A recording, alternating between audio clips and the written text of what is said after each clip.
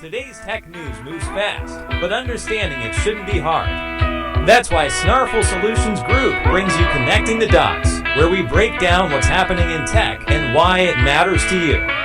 Now, let's dive in with your hosts. Welcome to Connecting the Dots. I'm Alex. And I'm Morgan. Great to have you with us. It is Thursday, August 14th, 2025, and we're here to connect some important dots in the tech world for you. That's right. We'll break down the latest news and figure out what it actually means. Okay, first up, quick check on the weather. Here in Sacramento, it's beautiful, sunny, heading for 92 degrees. Nice. Sounds lovely.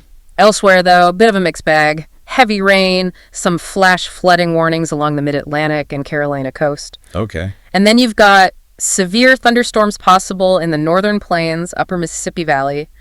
Also, critical fire weather out west, Great Basin, northern Rockies area, dry thunderstorms, warm, dry, windy. Not a great combo. Definitely keep an eye on that if you're in those areas. All right, let's look at the markets from yesterday's close. That's Wednesday, August 13th. How'd we do? Well, the Dow Jones finished up 350 points. That's about 0.79% for the week. It's up 1.67%. Pretty solid week then. Yeah.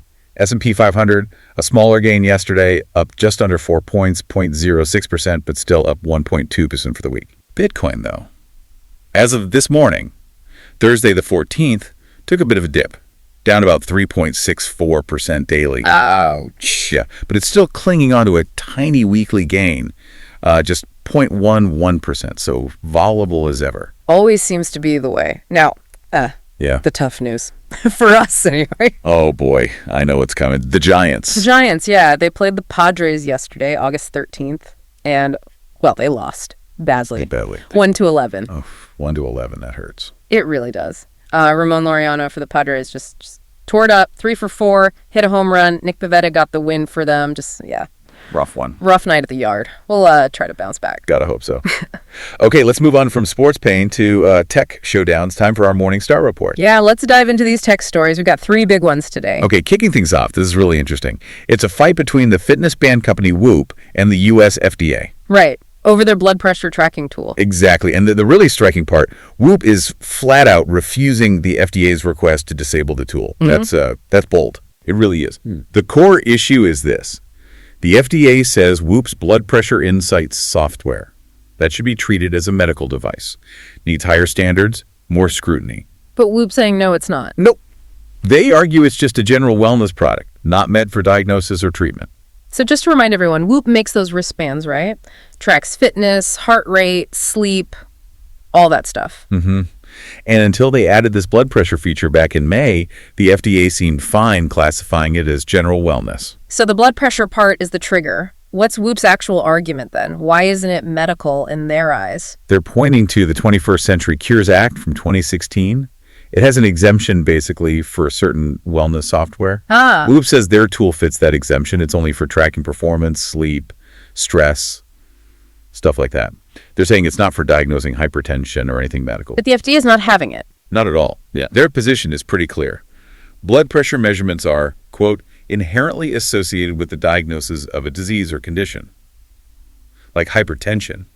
You can't really separate the two, they argue. It's fascinating that Whoop is pushing back so hard. Usually companies kind of fall in line when the FDA speaks, don't they? Absolutely. Legal experts are watching this closely. One professor, Chris Rourickson at Boston University, called it playing with fire.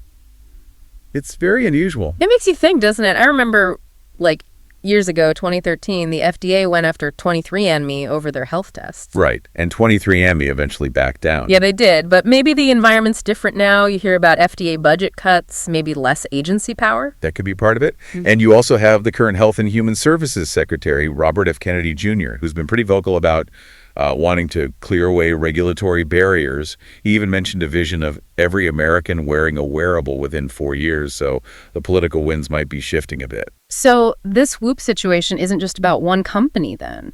It could set a precedent for this whole huge wearable tech market. What's it worth now? Like $80 billion. Around $84 billion in 2024, yeah. It's massive. And it's tricky because some companies, like Apple and Fitbit, have gone through the FDA approval process for certain features. Even Whoop did for their heart screener tool. Right. So they know how it works. They do. Which makes this defiance even more interesting. And for Whoop's business, This feature, the blood pressure insights, is tied to their expensive membership, right? The life tier. Exactly. $359 a year with their medical-grade device. If they have to pull that feature, it really weakens the value, especially when you can get cheaper smartwatches with things like ECG readers. So what does this all mean for you if you're using these devices or thinking about getting one? It really raises an important question about how much trust we place in our tech, especially when the regulatory lines seem to be blurring. How much oversight do we want or need? That's a really key question. Okay, let's shift gears. Story number 2. This one involves Meta, and it's pretty concerning. Yeah, this involves their AI chatbots. There have been reports about them having some really inappropriate conversations, even romantic role-play stuff, reportedly including with kids. Meta says they've removed some examples. Wow. And this ties into bigger issues with Meta too, doesn't it? Like the antitrust lawsuit from the FTC? It absolutely does. The FTC's argument is that Meta keeps its monopoly using a buyer-bury strategy, buying up competitors like Instagram and WhatsApp years ago. Right. And then sometimes cutting off access for smaller potential rivals. Exactly. Things like cutting API access for companies like Circle and Path back in the day. And this gets back to that old saying, if you're not paying, you're the product. Meta makes billions, right? Like $162 billion last year just from ads targeted using our data. And the argument is, without real competition, what's their motivation to really prioritize our privacy? Remember the Onavo acquisition back in 2013? That app basically tracked user activity across other apps. Yeah, I remember that. Scary stuff. And with these new AI chatbots, there's another privacy worry. Something about a Discover tab. Yes, that's a big one. It seems that conversations people think are private with the Meta AI can actually end up being publicly viewable on this Discover tab. Wait, really? What kind of information? Experts looking into it found people sharing incredibly sensitive things: medical conditions, mental health issues, home addresses, even details about court cases. Oh my God, how does that happen? Users apparently have to choose to share it, but the concern is many people might not realize just how public is in this context. That's alarming. And then there are the child safety issues you mentioned earlier. Yeah, those are deeply troubling. Wow. Internal documents reportedly showed Meta identifying teens feeling vulnerable, like worthless or helpless, and sharing that data with advertisers. To target them with ads, like weight loss ads. Exactly. And more recently, these reports of the AI chatbots sending sexually suggestive messages to minors or recommending problematic accounts. It raises serious questions about their priorities. Engagement over safety, it sounds like sometimes. That's the fear. And you have to remember, Meta's platforms, Facebook, Instagram, have billions of users. Their algorithms have enormous influence over what people see, what news they get, public opinion. Yeah, we've seen examples. They admitted censoring some COVID info, and there was the whole Hunter Biden laptop story suppression controversy, reportedly done at the request of the Biden administration. That's significant power. Immense power. And Mark Zuckerberg isn't slowing down on the AI front. He's pushing hard for Meta to develop superintelligence. Trying to keep up with OpenAI and Google, I guess. Right. It's leading to this crazy bidding war for AI talent. Multi-million-dollar packages being thrown around. So, putting this all together, what's the takeaway for us? It's that this race for AI dominance, especially with Meta, seems to be happening without maybe enough thought about the safeguards. It's not just about what you post anymore, but even your conversations with an AI could have unexpected consequences.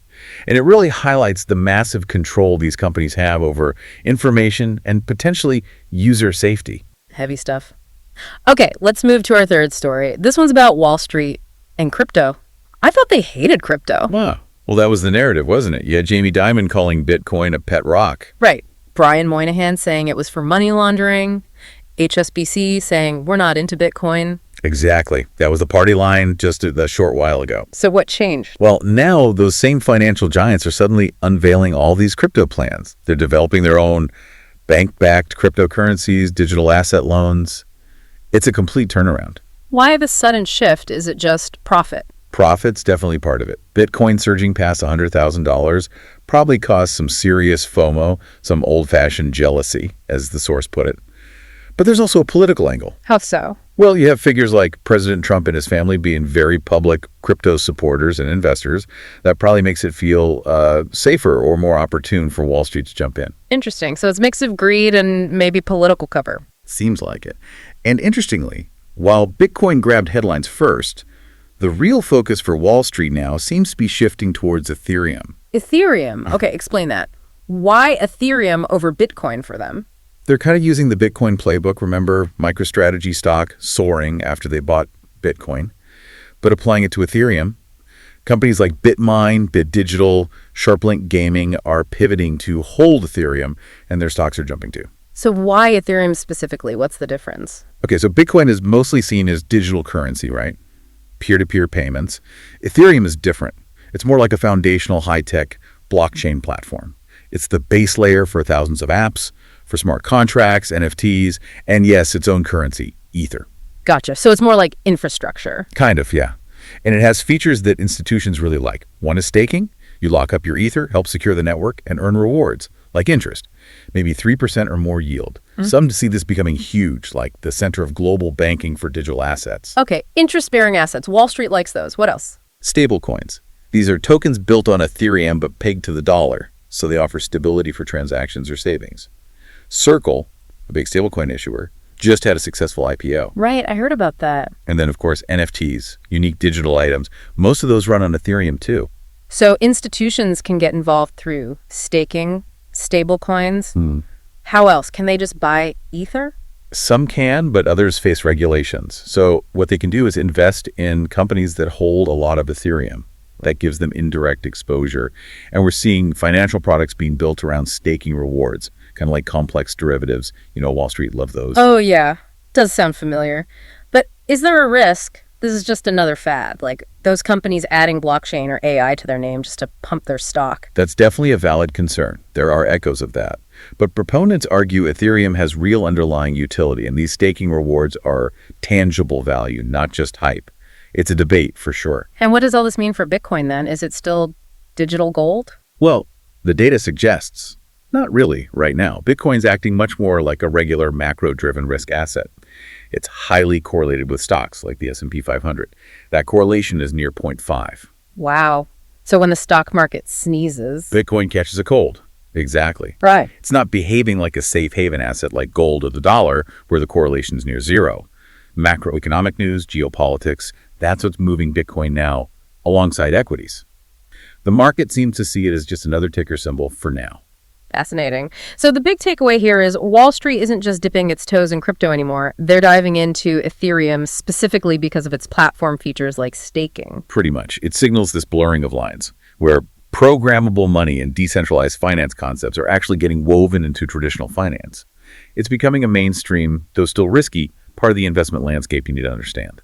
Okay, quite a journey through the tech landscape today. We looked at Whoop taking on the FDA, which really opens up questions about regulating health tech. Then the really concerning issues around Meta's AI, privacy, and child safety, showing the power and potential pitfalls of these huge platforms. And finally, Wall Street's big pivot to crypto, especially Ethereum, and how that's changing the game for Bitcoin and your investments. And the key thing, as always, is connecting these dots.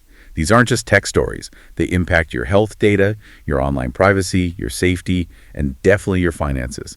Understanding the why is crucial. Absolutely. Well, thanks for tuning in and letting us connect those dots for you today. We're here to help at Snarful, so reach out on our website if you have any more questions. That's a wrap on today's top stories. Remember, tech doesn't have to be complicated, and we're here to help connect the dots. If you've got questions or want to learn more, visit us at snarful.com. Thanks for listening, and we'll catch you next time.